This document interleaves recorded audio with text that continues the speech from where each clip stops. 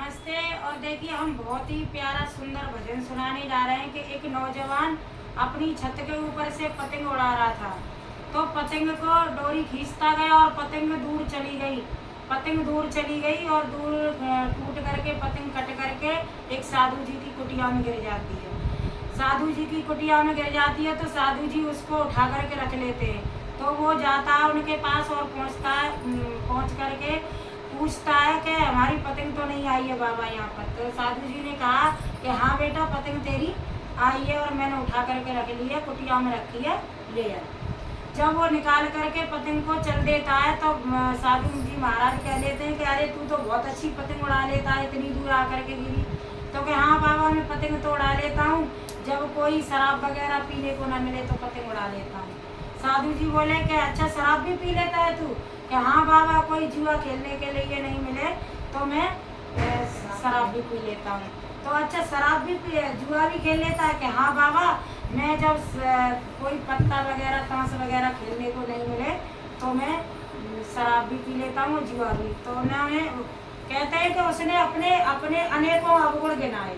तो साधु जी महाराज कहने लगे कि अरे बेटे, तेरा मानव चोला दिया है भगवान ने भजन करने के लिए और तू इतनी बुरी संगत में पड़ा हुआ है, जरा थोड़ी देर बैठ मेरे पास। तो उन्होंने बैठाया उस नौजवान को और उसे शिक्षा दी, अच्छी शिक्षा दी, अच्छा ज्ञान दिया, योग साधना सिखाई। तो कहते हैं कि वो वहीं पर रुक गया, महीना 2 महीना 4 महीना उसने फिर अच्छी संगत में पड़ गया। कहते हैं अच्छी संगत का असर अच्छा होता है। जब योग साधना सीख गया और उसके अंदर विचार अच्छे आने लगे, एक दिन उसे अपनी पत्नी और माँ की याद आई। तो कहने लगा कि बाबा, मैं अपने गांव जाता हूँ, मेरी पत्नी है और मेरी माँ है, बहन भाई है और मेरे पिताजी हैं। तो उन्होंने कहा कि बेटा, जा तो रहा है कि तेरी पत्नी और माँ कितना प्यार करती हैं? कि बहुत करती हैं बाबा, मेरे बगैर रह नहीं सकती हैं, पता नहीं कैसे रह रही होंगी। बेटा, जा तो रहा है लेकिन कोई किसी का नहीं है इस दुनिया में, सब अकेले ही आना है, अकेले ही जाना है। तो उसने कहा कि हाँ बाबा, नहीं ऐसी बात नहीं है, मेरी माँ मेरे बगैर रह नहीं सकती है। तो साधु महाराज ने कहा कि तो अजवा के देख लो, अजवा करके देख लो कौन कैसा है। तो फिर उन्होंने कहा कि कोई बात ना बेटा, ऐसा कर, अगर यकीन नहीं है तो इनकी परीक्षा ले ले। घर पे जाओ, घर पे जाके ये कह देना कि कुछ मेरी आज तबीयत सही नहीं है और बहाने बना करके घटिया पर लेट जाना, योग साधना जानता ही है, प्राण को खींच लेना तो वहाँ पर मैं फिर आकर के तुझे दिखा दूंगा कि कोई किसी का नहीं है। तो साधु जी महाराज ने उन्हें 2 मीठी पुड़िया दे दी कि ऐसा करना कि मतलब मैं आऊँगा तो उनसे ये कह देना कि अगर मुझे कुछ भी हो जाए तो पास में मेरे गुरु जी रहते हैं, उनको बुला लेना। तो उन्होंने कहा ठीक है, अच्छा जी महाराज, मैं चलता हूँ। तो वो लड़का नौजवान वहाँ से चल देता है।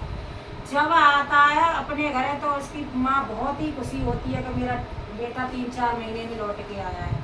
माँ खुश होती है, पत्नी भी खुश होती है, बहन भाई भी खुश होते हैं। तो उसने कहा अपनी पत्नी से, पत्नी बोली कि खाना लाऊं? माँ बोली कि मैं खाना लाऊं? कि नहीं माँ, आज मेरी तबीयत सही नहीं है और मैं सोना चाहता हूँ और कुछ आराम कर लूँ, उसके बाद खा लूँगा। कि नहीं बेटा, कुछ तो खा ले।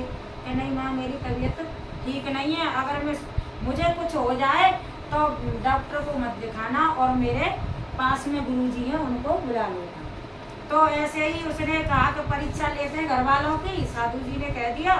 तो वो ओढ़ करके सो गया। सवेरे उसने पत्नी ने देखा, घंटा 2 घंटा बाद कभी तो उठे नहीं है, जगाया, हाथ पकड़ा तो हाथ उसका मर जाता, क्योंकि प्राण साधना सीख गया तो योग से उसने प्राण खींच लिए। तो उसने चारों लंग हल्ला कर दिया, मेरा पति मर गया, पति मर गया। सारे परिवार वाले इकट्ठे हो गए, उसके माँ बाप भी रोने लगे, कहने लगे। तो उस माँ को याद आई कि मेरा बेटा ये कह रहा था कि अगर कुछ हो जाए तो पास में गुरुजी हैं, उनको बुला लेना। तो वहाँ से गांव के लोग गए, गुरुजी को बुला करके लाए। गुरुजी ने कहा कि भाई ये तो बहुत बुरा हुआ, वहाँ तो अच्छा खासा था, यहाँ आके ख़त्म हो गया, अब बहुत रोदन मचा रहे हैं। तो गुरुजी ने कहा, सब कहने लगे कुछ हो तुम्हारे पास तो इंतजाम कर दो और हमारा बेटा जिंदा हो जाएगा। तो गुरुजी कहने लगे साधु महाराज कि देखो जिंदा तो हो जाएगा, मेरे पास ऐसी दवा है कि जिंदा तो हो जाएगा, लेकिन इसको जो कोई खाएगा वो मर जाएगा। तो उसने उसकी माँ से पूछा कि देखो तुम बहुत प्यार करती हो अपने बेटे से, तुम खा लोगी तो तुम मर जाओगी, बेटा तुम्हारा जिंदा हो जाएगा। तो माँ ने कही कि साधु महाराज अभी तो देख लो मेरी इतनी उम्र नहीं है और मेरे बच्चे भी और हो सकते हैं, और देख लो और किसी मैं तो नहीं खा सकती। माँ ने नहीं खाया। बाप से कहा कि तुम खा लो तुम्हारा तो बेटा है। तो बाप ने कहा कि साधु महाराज और देखो पंचांग में और उसमें देख लो अगर योग्य हो मेरे बेटा हो सके आगे तो मैं क्यों खाऊं, कोई बात नहीं है। तो बाप ने भी मना कर दिया, पत्नी ने भी मना कर दिया। पत्नी से कहा तेरे तो ये 7 पैरों का बंधन है और तुम खा लो। पत्नी ने कहा मेरी क्या उम्र है अभी, तो ये नहीं तो दूसरा कर लूंगी। कहते हैं सबको पूछा लेकिन किसी ने वो पुड़िया नहीं खाई कि ये जिंदा हो जाए। लेकिन साधु महाराज ने कहा कि चलो कोई मत खाओ, मैं ही खा लेता हूँ, मैं ही खा लेता हूँ। मैं हाँ तो सब तैयार हो गए, हाँ तुम्हारा कोई नहीं है, तुम ही खा लो, तुम ही खा लो और तुम मर जाओगे तो तुम्हारे आगे पीछे कोई ना, हमारा बेटा जिंदा हो जाएगा। मुँह में उन्होंने मीठी पुड़िया थी और उससे सारा समझाई था। वो कह दे के ऐसे ऐसे वो सुन रहा था सारी बातें। और जो पुड़िया डाली साधु महाराज लेटे, वो बेटा खड़ा हो गया उठ करके, और साधु महाराज ने फिर बाँह पकड़ी और कहा कि बेटा देख लिया तूने, दुनिया में कोई किसी का नहीं है। और कैसे सुनाया उन्होंने, छोड़ कर संसार